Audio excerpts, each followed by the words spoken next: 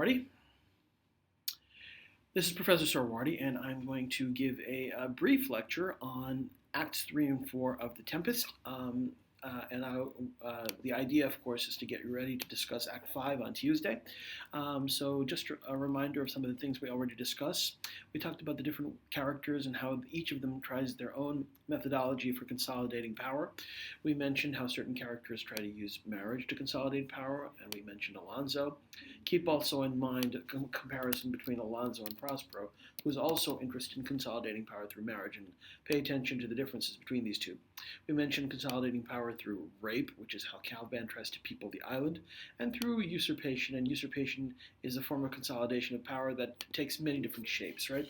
Antonio certainly is one who usurps, but Prospero is also accused of being a usurper, and when Caliban seeks to retake the island after failing to people it with his own kind, he also seeks to usurp the island through Stefano Trinculo's help.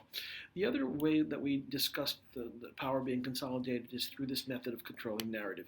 And this is a method of consolidating power that I want you to keep very close tabs on. Pay very, very close attention to it, because of all the different characters in the play, there are some characters who use a very common method of consolidating power, right? But of all the characters, Prospero seems to be the only one who seems to be able to control power through controlling narrative. We talked about the way that he slows down the union between Ferdinand and Miranda, right? He tries to make that love affair a little bit slower so that Miranda may not be a prize that's too lightly won. I want to briefly draw your attention to another character who also imagines consolidating power in his own way. It's a kind of a comical incident. It's Gonzalo, who also imagines what kind of a leader he would be if he were given the chance. Had I plantation of this island, my lord? And Antonio and Sebastian make fun of him, don't they? He'd sow it with nettle seed or docker mallows, and were I king on it, what would I do? And they continue to make fun of him. Escape being drunk for want of wine. And then Gonzalo gives kind of his own kind of, stance, his own position on what he would do if he were in charge. I, the Commonwealth, I would, by contraries, execute all things, for no kind of traffic would I admit, no name of magistrate, letters should not be known, riches, poverty, and use of service, none, contract, succession, born, bound of land, tilth, vineyard, none, no use of metal, corn or wine or oil, no occupation, all men idle, and women too, but innocent and pure, no sovereignty. And notice that the kind of dominion that he's describing is a dominion over a heavenly paradise, right? The question is, do human beings actually live in a place like this? Could they live in a place like this? And both Sebastian and Antonio continue to make fun of him, and yet he would be king on it. The latter end of his commonwealth forgets the beginning, and so they make fun of him.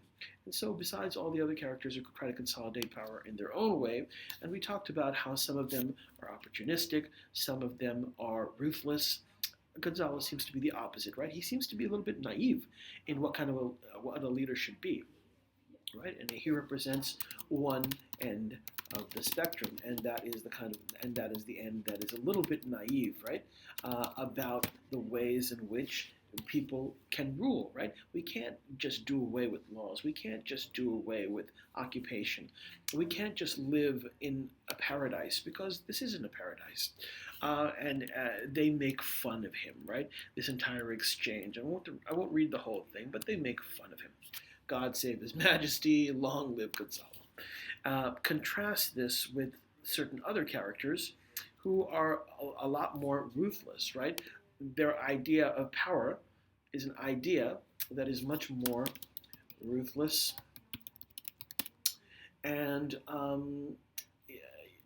there's a kind of so ruthless and opportunistic, we can say, right? And when Antonio and Sebastian have time alone, and remember that the time alone that they have is actually time that's engineered for them, right? Antonio, we remember Ariel comes into the scene, and Ariel causes all of the characters, meaning Alonso and Gonzalo and Adrian, to fall asleep. And yet the spell that Ariel casts does not overtake Antonio and Sebastian. It's almost as if Prospero doesn't want these two characters to fall asleep so that they can exchange this dialogue. My strong imagination sees a crown dropping upon thy head. What, art thou waking? Sebastian can't believe this kind of thinking. Oh, out of that no hope. What great hope have you? No hope that way is another way so high a hope that even ambition cannot pierce a wink beyond. But doubt discovery there. Will you grant me that Ferdinand is drowned? Antonio walks him through all the different ways in which Sebastian can supplant Alonso. And Sebastian has to admit that Ferdinand is drowned. And again, this is part of Prospero's narrative, right? Is to have both of these characters believe that Ferdinand is drowned and out of the way. And so part of Prospero's narrative is to activate their ambition. And certainly it seems to work, right? He's gone. Tell me then, who's the next heir of Naples? Claribel. She that is queen of Tunis, she that dwells 10 leagues beyond man's life, she that from Naples can have no note. And Antonio points out that if Claribel is next in line to Alonso's throne, there's no way that she's going to be able to rule, right? She's already been married off to the king of Tunis. And Antonio suggests that the reason why all of these things have happened is so that they can take advantage of all this.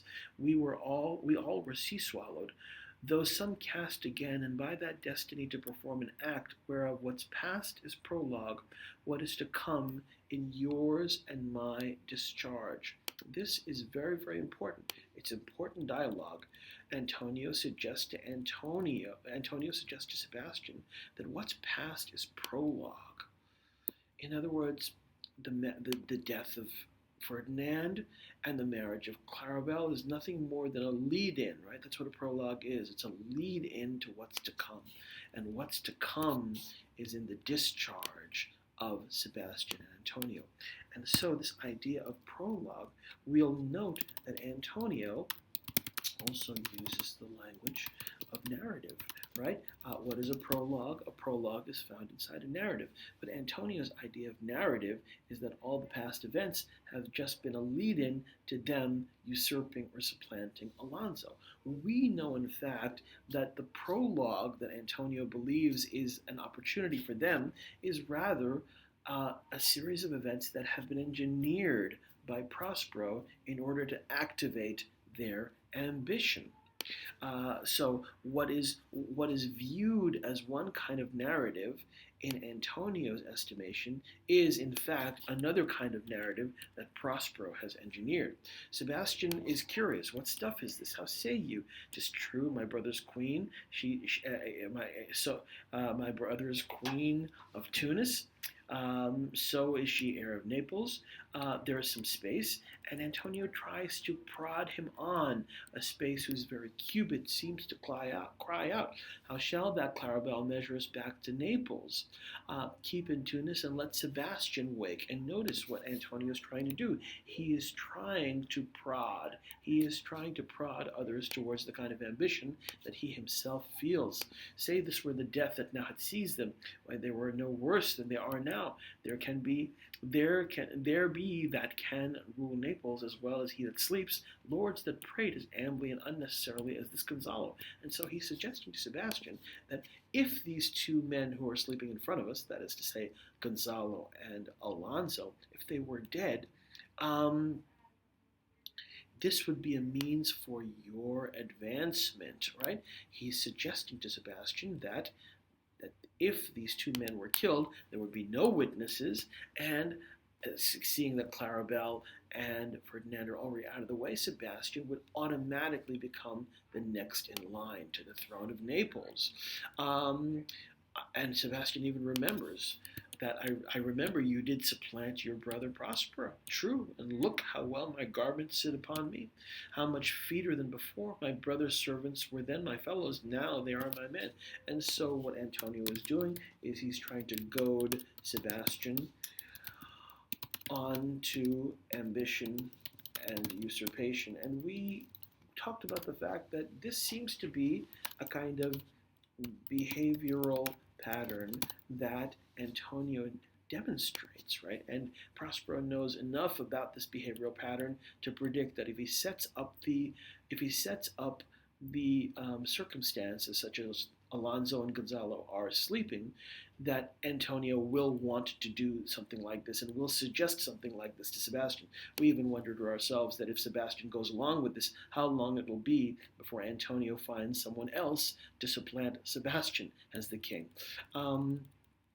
And so this entire exchange, which I'm not going to read word for word, is about getting rid of these two sleeping figures.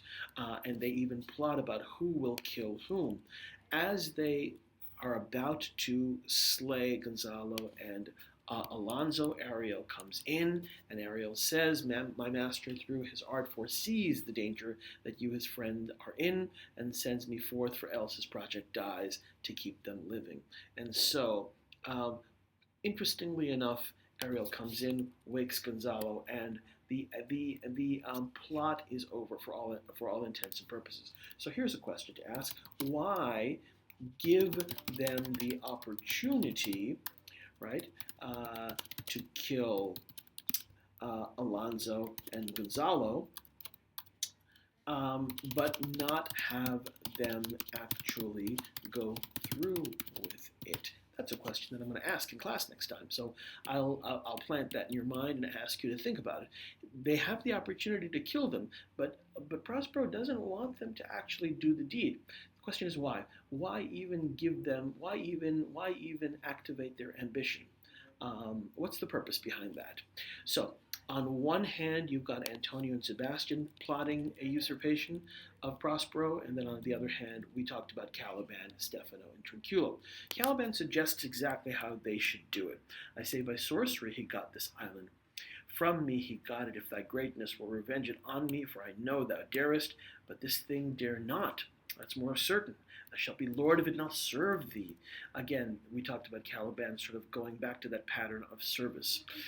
Now, how shall this be compassed? Canst thou bring me to the party? And Caliban suggests the following: Yea, my lord, I'll yield him thee asleep, where thou mayest knock a nail into his head. And so Caliban suggests, because Caliban knows Prospero's habits, he will suggest a time when Prospero takes his afternoon siesta, and he will suggest that Stefano and Trinculo come and knock a nail in Prospero's head. But even before they can get to Prospero, they've got to get to his magic. They've got to get to his books and his magical spells, because if they don't disarm him, if they don't disable him, they have no chance against him. Why, as I told thee, 'tis a custom with him I the afternoon to sleep there. There thou mayest brain him, having first seized his books, or the log batter his skull, and paunch him with a stake, or cut out his weasand with thy knife. Remember first to possess his books, for without them he's but a sot as I am, nor hath not one spirit to command. They all do hate him as rootedly as I. Burn but his books. He has brave utensils, for so he calls them, which when he has a house he'll deck withal, and that most deeply to consider is the beauty of his daughter. And so Caliban not only suggests burning his books and killing Prospero, but he even suggests to them that leave Miranda alone, because you can make her your queen, and you'll have basically the equivalent of a kingdom. And so, if we're going to talk about repeated patterns of behavior, we can add Caliban as a servant who serves those who later oppress him. And we'll also ask ourselves, what repeated patterns of behavior can we identify with Stefano and Trinculo? Before Act 4 is over, we'll see what kind of patterns of behavior they fall into. Ariel, the function of Ariel is an interesting one. Ariel does alert Alonso, Antonio, and Sebastian of the fact that Prospero has been watching them all this time. They're amazed. Again, after the foiled murder plot, Ariel appears before them, and he reminds Alonso, Antonio, and Sebastian, but remember, for that's my business to you, that you three from Milan did supplant good Prospero, exposed into the sea, which hath requited him and his innocent child. For which foul deed the power is delaying, not forgetting, have incensed the sea and shores, yea, all the creatures against your peace. Thee of thy son Alonso they have bereft, and do pronounce by me lingering perdition worse than any death can be at once, shall step side by side, attend you in your ways, whose wraths to guard you from, where here in this most desolate isle else falls upon your head is nothing but a heart sorrow and a clear life ensuing. And so we get what the function of Ariel is in this play, which is to serve as a reminder, to serve others, human beings, as a reminder of the things that they have done. Keep that in mind as well. Um, um, so they are amazed. They kind of sense that there is a power. One of the reasons why Ariel appears before them is to let these Europeans know that Prospero is the one that they've wronged. Prospero has dominion on this island, and to make them aware of Prospero's power, and to make them aware of the fact that they are on an island where Prospero now has authority. Switch again to Prospero. Again, the plot switches back and forth between each of the subplots. And even as he's paying attention to Alonso and Antonio and Sebastian, he also has to tend to Ferdinand and Miranda, right? Because he has agreed to let those two, after having Ferdinand serve him for an extended spell, if Prospero signs off on the marriage, he congratulates them, and before their wedding ceremony, he says the following: "My high charms work, and these mine enemies are all knit up in their distractions. They are now in my power, and in these fits I leave them while I visit young Ferdinand, whom they suppose is drowned, and he and his and mine loved darling." And to celebrate their marriage, Prospero says the following to Ariel: "For I must," from this point I'm reading, "for I must bestow upon the eyes of this young couple some vanity of mine art.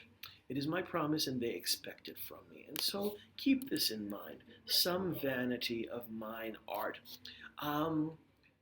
If we're going to talk about repeated patterns of behavior, right?